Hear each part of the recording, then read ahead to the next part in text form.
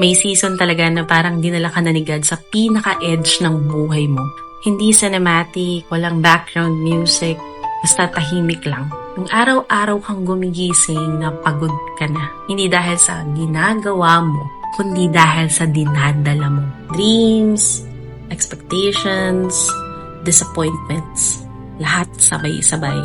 At minsan ang nasa isip mo, kung mahal mo ko Panginoon, bakit parang mas humirap? Pero minsan kasi love looks like growth. At ang growth, hindi siya komportable. Sa edge kasi, doon ka tinatanggalan ng backup.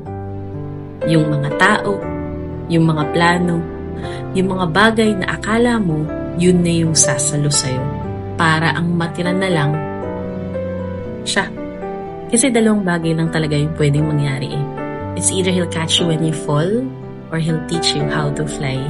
So kung nasa edge ka ngayon, at pakiramdam mo mahina ka, if pakiramdam mo late ka sa buhay, tandaan mo to, hindi ka delayed, hindi ka left behind, hindi ka pinabayaan, nasa proseso ka lang, at kahit anong pang mangyari next, fall or fly, breakdown or breakthrough, hawak ka pa rin niya. And that alone, sapat na para magtiwala ka.